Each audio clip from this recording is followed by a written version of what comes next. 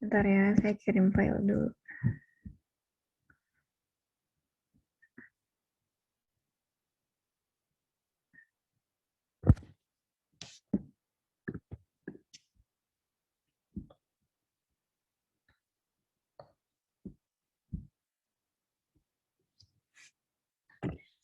Oke, baik. Jadi kita siang ini akan belajar tentang kebijakan dividen.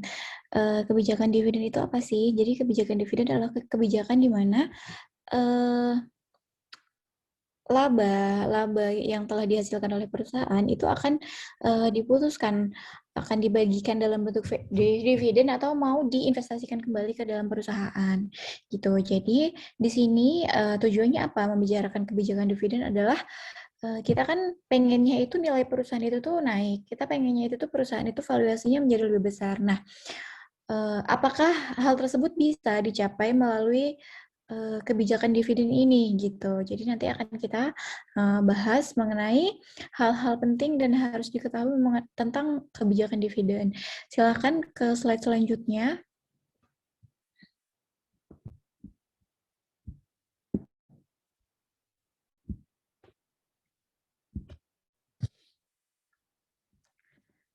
Yuk ke slide selanjutnya.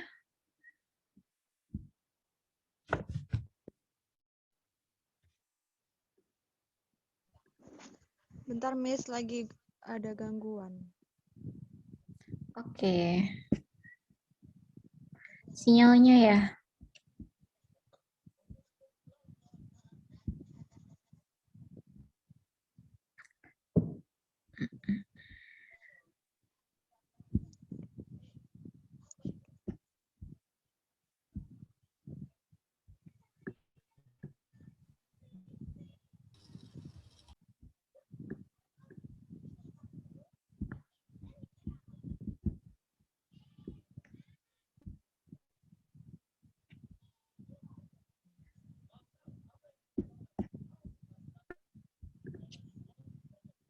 Bentar ya.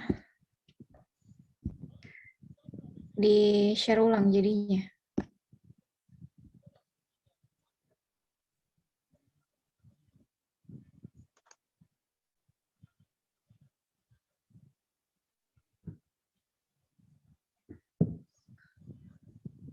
Yuk langsung ke slide selanjutnya. Nah, jadi kebijakan pembayaran dividen, belum, yang kedua, masih kedua. Ada beberapa teori mengenai kebijakan dividen ini yang diterapkan di dalam sebuah perusahaan. Jadi kebijakan dividen ini merupakan yang pertama tadi. Nah, salah satu keputusan penting dalam kaitannya dengan usaha untuk memaksimumkan nilai perusahaan. Nah, ini dipengaruhi oleh keputusan investasi, struktur modal, atau keputusan pemenuhan kebutuhan dana dan kebijakan dividen itu sendiri, yaitu keputusan apakah laba akan dibagi kepada pemegang saham atau diinvestasikan kembali untuk memungkinkan mendapatkan capital gain. Jadi di sini keputusan untuk membagikan dividen ini biasanya akan diputuskan pada rapat umum pemegang saham. Nah, pada rapat umum pemegang saham tersebut nanti laba yang telah dihasilkan oleh perusahaan, laba bersih yang sudah dikurangi oleh kewajiban-kewajiban yang harus dibayarkan oleh perusahaan, itu nanti akan diputuskan di dalam rapat tersebut akan dibagikan ke pemegang saham dalam bentuk dividen atau akan direinvestasikan kembali ke dalam perusahaan. Nah, ini biasanya ada beberapa pertimbangan kenapa laba tersebut akan diinvestasikan kembali atau akan dibagikan dalam bentuk dividen. Nah, ada beberapa teori, salah satunya adalah teori MM yang sebelumnya juga pernah ada teori juga yang di pertemuan sebelumnya. Nah, MM ini berpendapat bahwa kebijakan dividen itu tidak relevan.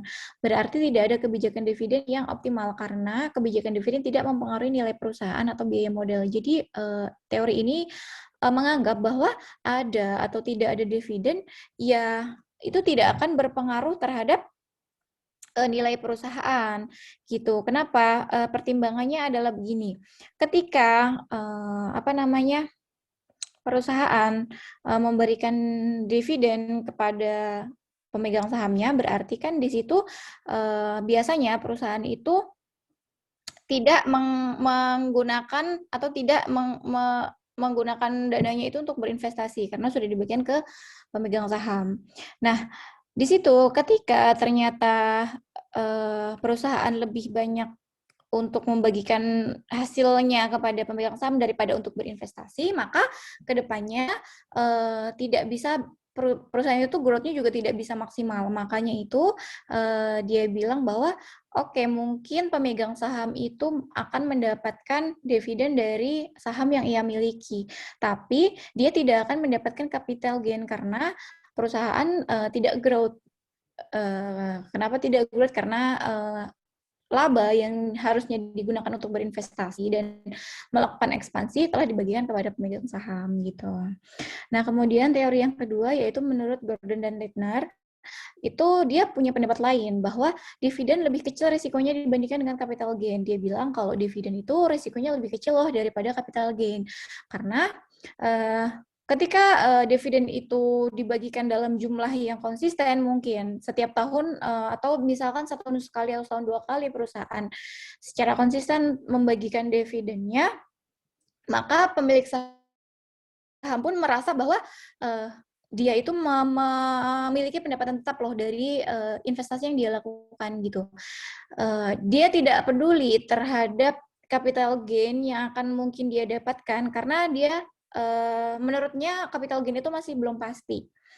Nah, kita nggak tahu nanti ke depan mungkin ada potensi kalau perusahaan itu juga akan naik tinggi, tapi ada juga potensi kalau perusahaan juga akan mengalami kerugian. Nah, di sini pemegang saham itu menghindari risiko mengalami kerugian tersebut. Jadi dia lebih apa namanya tidak mentolerir risiko.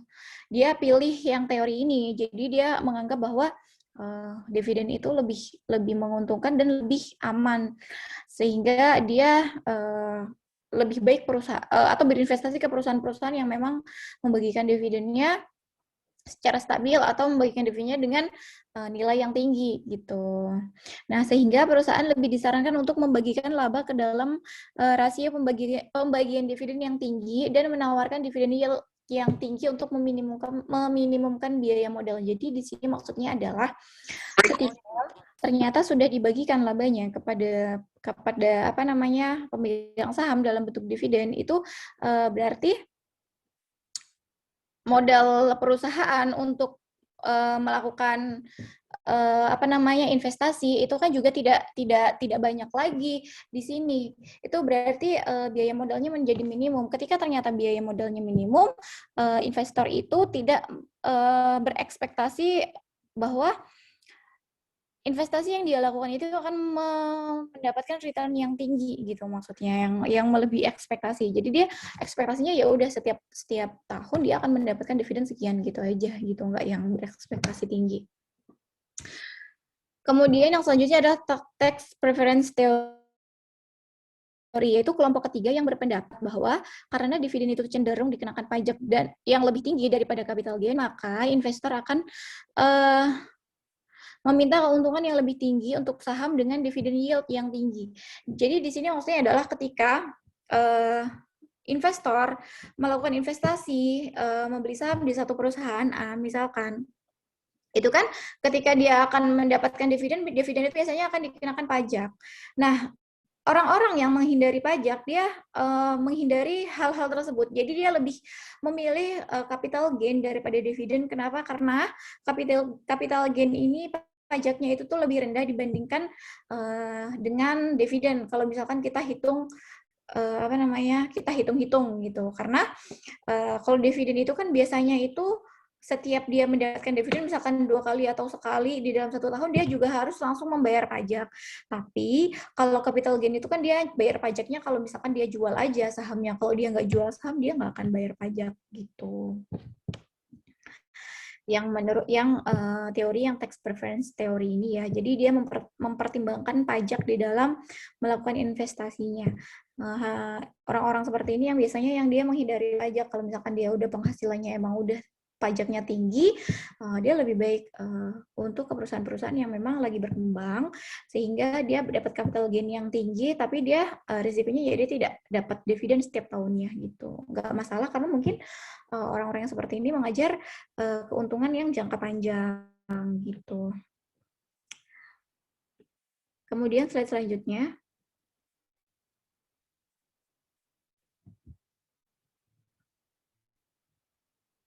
Nah, di sini kebijakan pembayaran dividen dalam prakteknya. Jadi prakteknya itu seperti apa sih pembayaran dividen ini?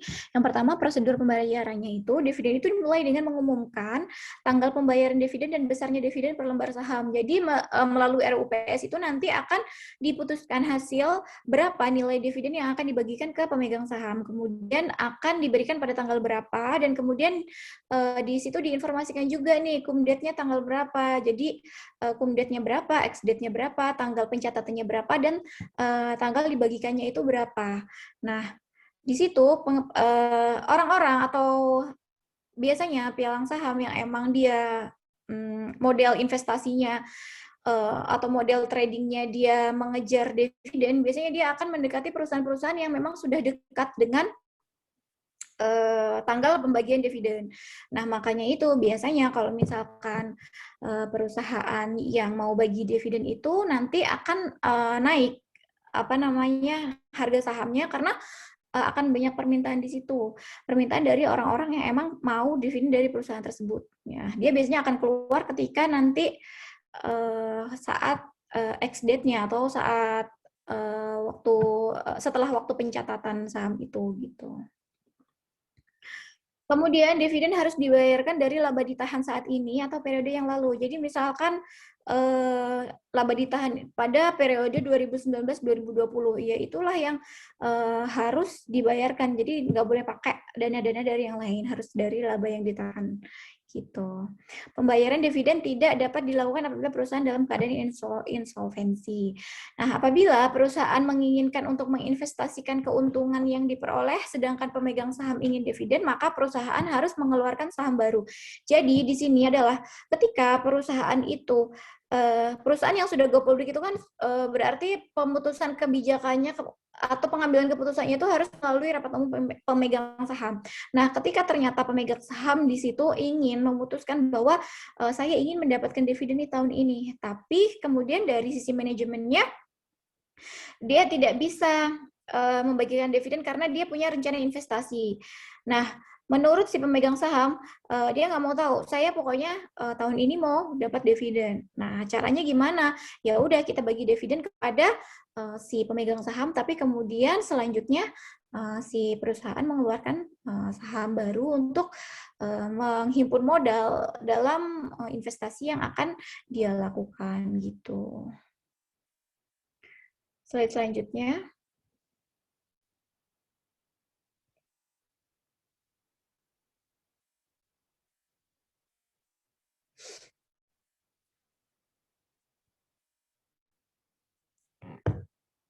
Nah, di sini adalah ada beberapa faktor yang mempengaruhi kebijakan dividen. Yang pertama adalah kebutuhan dana dari perusahaan. Jadi biasanya pertimbangannya adalah yang pertama adalah perusahaan itu butuh dana atau enggak tahun ini gitu misalkan. Kalau ternyata memang tahun ini tidak ada investasi yang akan dilakukan oleh perusahaan, ya mungkin dananya tersebut bisa dibagikan kepada pemegang saham. Tapi kalau ternyata memang perusahaan itu membutuhkan dana yang lebih untuk melakukan investasi, melakukan ekspansi, maka dia mungkin mau memutuskan untuk menahan labanya untuk kebutuhan investasi tersebut. Yang kedua yaitu adalah likuiditas. Jadi pertimbangan yang kedua adalah likuiditas. Laba ditahan oleh perusahaan itu agar likuiditas perusahaan itu baik. Kalau misalkan likuiditas perusahaan baik, maka perusahaan bisa leluasa dalam melakukan kegiatan operasionalnya. Ketika perusahaan bisa leluasa untuk melakukan kegiatan-kegiatan untuk mendukung operasional dan operasional bisnisnya, maka perusahaan punya ruang yang lebih lebar untuk bisa melakukan investasi atau ekspansi guna untuk meningkatkan pertumbuhan dari perusahaannya gitu. Kemudian yang selanjutnya adalah kemampuan meminjam. Jadi di sini kita lihat kalau misalkan untuk perusahaan-perusahaan yang memang sudah established, yang memang perusahaan itu sudah bagus, sudah dipercaya oleh masyarakat, reputasinya bagus, kemudian likuiditasnya tinggi, kemudian dia sudah bisa mengakses pasar modal dengan cukup baik, maka apalagi ya udah, jadi kebijakan dividen itu lebih dia lebih banyak untuk memutuskan labanya ya udah dibagiin aja, karena toh likuiditasnya bisa dia dapatkan dari pinjaman atau mungkin dia bisa dapatkan dari pasar modal gitu. Kemudian yang selanjutnya adalah keadaan pemegang saham sendiri. Jadi di sini juga harus kita lihat bagaimana kondisi dari pemegang sahamnya, ekspektasi pemegang sahamnya itu mau seperti apa. Apakah dia ingin perkembangan perusahaan sehingga dia bisa dapat capital gain yang tinggi, atau dia memang mau dividennya aja lah gitu. Ada memang dua tipe investor di mana dia mau pendapatan yang tetap dan baik setiap tahun atau setiap semester. Ada juga yang emang tipe investor yang dia mengejar pertumbuhan dari perusahaan, dia mengejar growth dari perusahaan gitu. Nah, makanya itu dia lebih memilih untuk capital gain. Dia pilih untuk dapat capital gain-nya daripada dia dapat dividennya gitu. Kemudian selanjutnya adalah stabilitas dividen. Jadi stabilitas dividen adalah ketika perusahaan itu bisa memberikan dividen yang stabil gitu. Misalkan setiap tahun dia terbiasa untuk memberikan dividen misalkan sebesar Rp1.000 per lembar saham. Maka ketika ternyata tahun depan atau tahun depannya lagi tidak peduli dengan kondisi perusahaan, apakah dia mengalami penurunan atau kenaikan penjualan, biasanya di sini stabilitas dividen itu yang akan dilihat oleh si investornya gitu. Jadi jangan sampai ketika perusahaan sudah terbiasa memberikan dividen yang tinggi, kemudian dia merubah kebijakan dividennya menjadi lebih rendah, biasanya di situ harga saham pun juga ikut akan rendah juga. Nah, itu akan mempengaruhi nilai dari perusahaan gitu. Selanjutnya,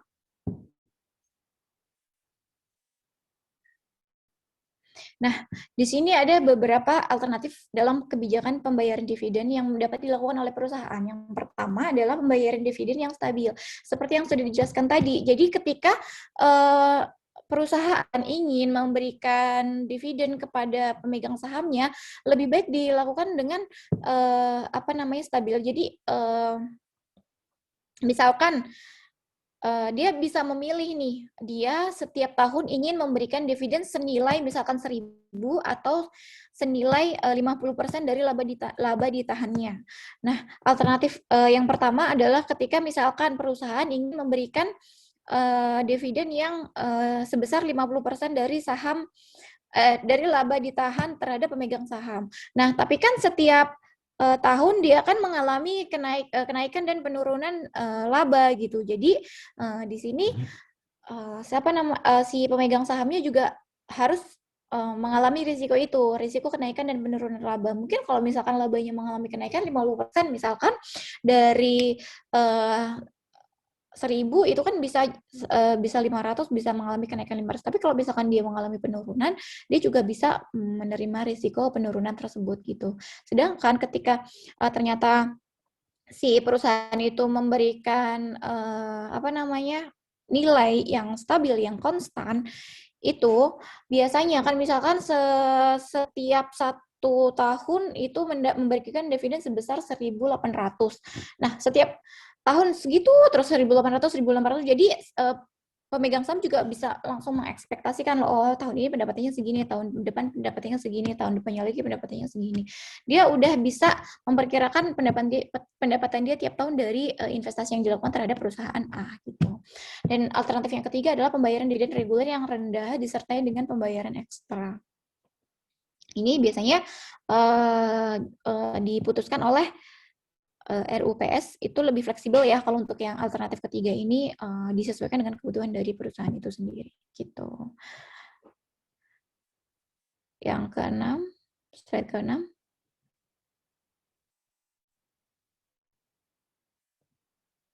Nah, kemudian ini ada beberapa alternatif kebijakan pembayaran dividen. Jadi dividen itu bisa kok dibayarkan nggak cuma dalam bentuk cash saja, tapi bisa juga dalam bentuk-bentuk yang lain, seperti misalkan stok dividen. Jadi stok dividen itu biasanya pembayaran dividennya itu berupa lembar saham.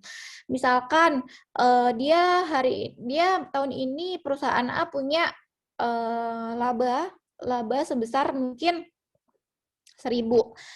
Nah, laba itu kemudian akan digunakan untuk dibagikan kepada perusahaan dalam bentuk lembar saham. Sebesar berapa? Misalkan sebesar 50%. Jadi 1.000 dikali 50%, itu kan biasanya berapa? 1.050% berarti 500. Jadi 500 itu nanti akan dibagikan kepada pemegang saham dalam bentuk stok, dalam bentuk saham gitu. Atau mungkin dia bisa contohnya gini, perusahaan A itu dia punya laba sebesar 1.000, kemudian dia ingin membagi dividennya dalam bentuk stok, dalam bentuk saham, sehingga nanti akan diberikan tambahan lembar saham yang beredar. Misalkan gini, setiap 20 lembar saham itu nanti akan dapat 1 lembar saham gitu. Nah, pengaruhnya apa sih? Apa sih yang didapat dari investor terhadap kebijakan ini? Ya nggak ada selain dari lembar saham dia yang bertambah gitu. Jadi ya sama aja sebenarnya dividennya, satunya biasanya satunya dalam bentuk cash, satunya dalam bentuk lembar saham. Keuntungannya perusahaan ya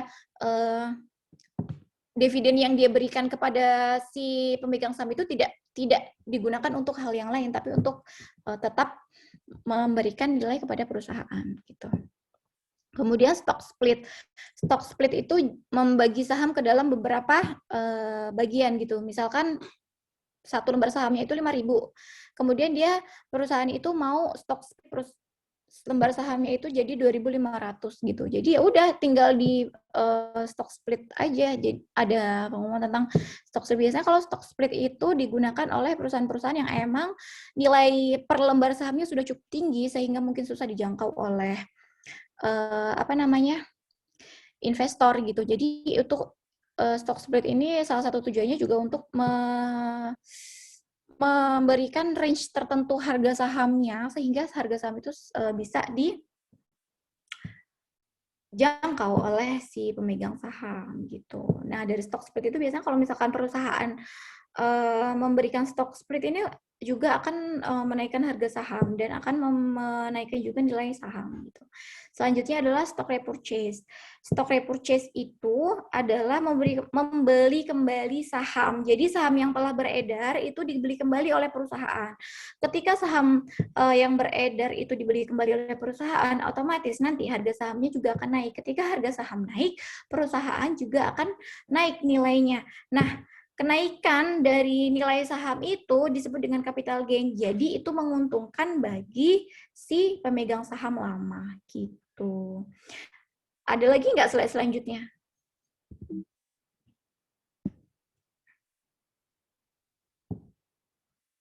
Habis ya. Nah, sampai dengan saat ini ada yang ingin ditanyakan nggak?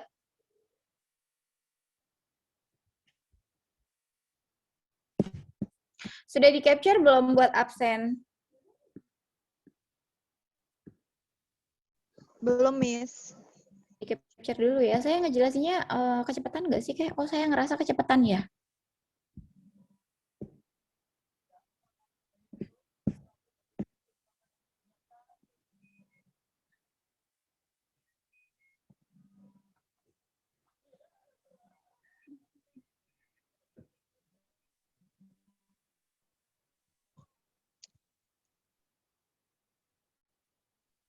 Ya, Miss, sudah di-capture.